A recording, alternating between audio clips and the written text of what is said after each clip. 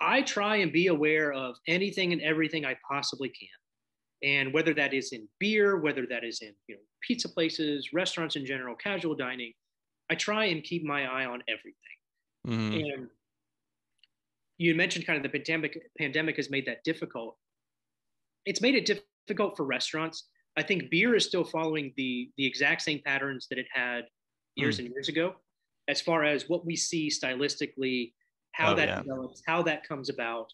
You almost always see it start in California, starts in the West Coast, styles that start kind of pushing and getting popular and this and that, and then it'll move eastward, pop up in New York City, it'll pop up in Chicago, kind of these big cities, and then you'll find little tiny breweries that are looking to really differentiate themselves in the market will pick up on some of these, you know, things that are happening.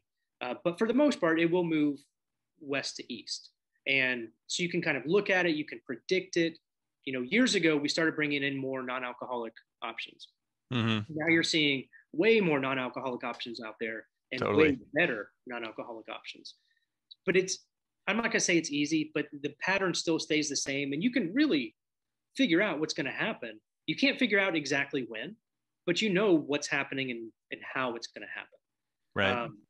And so I would say that that's probably the most important thing that I would recommend for people when they're trying to figure this kind of stuff out is look and see not only what your competitors are doing here, but what they're doing in other states, in other markets. And if you are a tiny little pizza place or tiny little, craft beer bar in the middle of nowhere with nothing else around you, A, you probably don't have to worry about a whole heck of a lot because you're the only one in town. Right. But B, you can pick and choose and see what's coming and you can adapt and you can get your little following, your group, your area to be kind of on the forefront of these different things that are happening.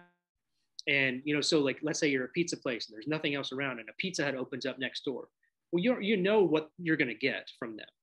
And I'm not saying you have to do anything different, but you're really going to have to understand that you are going to be a differentiator in the pizza game in your little town. Right. And you just need to figure out who you are, what you're doing, and maximize that. What do you, when you're like you're talking about looking at competitors on the West Coast to get an idea, what does that mean for you tactically? Like, what are you doing? As far as, Websites? yeah, Like, websites, Twitter, Facebook, things like that. And I mean, there are different blogs and different people out there that talk about different things. But then I also have friends. right. Uh, I've I've been in the industry for a long time, and I've known a lot of people.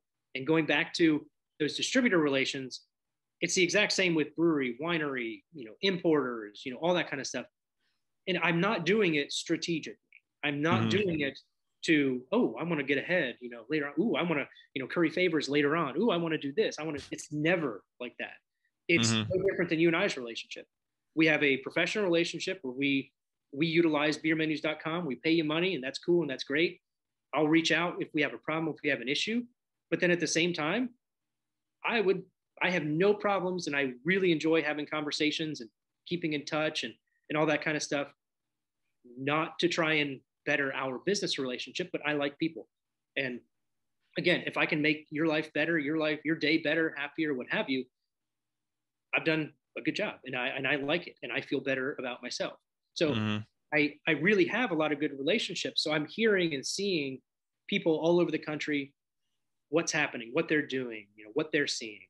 And I try and have continuous conversations with people, again, just trying to what's going on so that I'm not saying we're going to do anything dramatically different, but at least we might know what to expect. Yeah. So NA, better, more NA. Mhm. That's that's kind of last couple of years. Like I forget, I saw like Athletic Brewing got bought for some insane amount of money. Yeah. Um, When they first came out, I mean, you couldn't get their beer anywhere. And then yeah. you started being able to buy it on their website. And then now they distribute or they network with distributors in a lot of different places. They make good Hmm. stuff. Yeah. Good stuff. Yeah. One of my friends is recently uh, going sober, and Mhm. yeah, those things, a lot of them taste just as good as like Yep. not for me. They're not like as good as the like the top end of any styles, but they're still like compared to like O'Doul's or whatever. It's just like this is a whole different Yep. atmosphere. Is there anything else you see coming? Not like any trends, anything like anybody out there on the West Coast has been telling you about? I think we're going to see. I don't know if I want to say throwback, but I think you're going to see a lot of these breweries, and Stone has done it a couple times. But I think you're going to see some of these breweries that have been around for a little while reintroducing some of the things that they had put out years and years ago. Almost for a nostalgia, Yeah. take on it. And if you remember, I mean, I know you've been interested in beer for a long time. I mean, the beers back then, and I need to be very careful. I don't want to date myself too much, but beers back then, I mean, there was so much more of an excitement when a new style came out Yeah. or a new beer came out from a brewery. Now there's thousands of breweries, thousands of different beers. Not that it's not exciting, but when you get so much, it's sensory overload. Mm-hmm. And so you really need something to go above and beyond. And I think one of the things that a lot of these breweries are recognizing and doing is instead of doing something, oh my gosh, this is the most ridiculous thing anybody's ever done. And, all the New England styles and adding all these different hops and just adding 10 times as much. And, what fruit can we add? Just all these different things. Instead of that, I think it's going to go back to, and we're starting to see it, bringing back some of these older styles that were stylistically back then, but unique at the same time. Like Sublimely Self-Righteous, I mean, just an absolutely incredible black IPA that years and years ago, if you saw that, I mean, you knew it was amazing. Yeah. It went away. And Stone, really started focusing almost exclusively on their really super hop forward stuff. And, I don't want to say they got away from it, but that's where the trends were going. And that's where they wanted to move. And, just kind of seeing people do have a palate for those old classics that haven't been around for a long time. Yeah. I mean, I'm seeing a lot of beers pop up at my local liquor store. West Coast IPA. Like, that didn't, 10 years ago, you didn't need to have the West Coast in front of it. It was just an IPA. But now they're like, yeah, these are the same breweries that were only making the super juicy New England style. But now they're starting to swing back and realizing, okay, everybody's doing that super, super juicy stuff. Let's get some bitterness. Let's get a nice crisp Pilsner. Let's try to do something different, because now like this is the busy place of the market, not like where it used to be. And the Pilsners and the cream ales and the light lagers and all that kind of stuff has been building a lot of momentum over the past couple of years. I think especially during COVID, it really jumped up. But I would say that that's probably a slightly saturated market at the moment.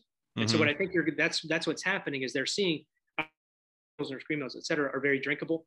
And if they're done right, they're just amazing. Yeah. And instead of moving back to the ridiculous and outlandish, they are going back to these, sublimely self-righteous. We have an event coming up at one of our stores next week, and there's a Munich Dunkel that's going on tap. And that same store brought in an ESB this week. And you're just like, wow, I love to see it, not because of me and what I like to drink, but because you're starting to see consumers moving more towards drinkable Pilsners. Okay, great. Yeah, good. But I want I need something else there, whether it's, malt sweetness, whether it's going to be, English hops, whether it's going to be just even American hops.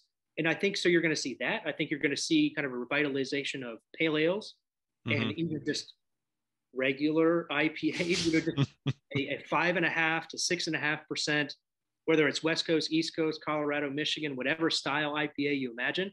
But you can see through it if it's in a glass. Just, kind of that straightforward, drinkable style. When we were out, a friend and I went out to the Shelton Brothers Fest when I was in Denver a few years ago before they went away. But somebody out there was selling, bright red hat. This was it must have been 2017. So red baseball hat, make IPAs clear again. Yep. Was on the front. I love that. Perfect timing for it too. But again, it's kind of cyclical, and one of our GMs, who's a huge beer guy, told me, hey, he was like, you're going to be really happy. I was like, why is that? I was like, I think Pilsner's my favorite style now.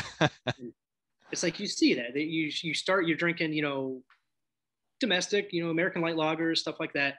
And then you move into, I know like for me, it was, Newcastle and Sam Adams, so things that were still relatively, I don't even know what the word would be, stylistically accurate, but not out there.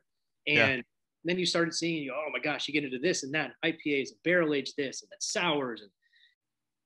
And there comes a point in time where you just want to sit down and have a beer. Mm-hmm. And I still love trying and experimenting and all that kind of stuff with those other styles. But day to day, it's going to be those ones that you can have a couple. It's not going to destroy your palate. It's going to go with whatever food you're eating. Yep. And he told me that he wanted to make sure that there was a caveat. He's like, I still like all the other stuff, but day to day, I find myself drinking more Pilsners. And I think that's the cycle. And once you get used to or whatever Pilsners, people are going to want to then go into, all right, well, now it's a Dunkel. Now it's a session IPA, pale ale, and then that cycle is going to kind of go all over again. And they're going to want some more flavor, more alcohol, whatever it is. Yeah, it's almost like they tried to go as extreme as they could, and they got there and they realized like there's no more exit velocity. Like you couldn't escape the constraints of it being beer. Like you can only do so much before you have to fall back down to earth because gravity will kick in.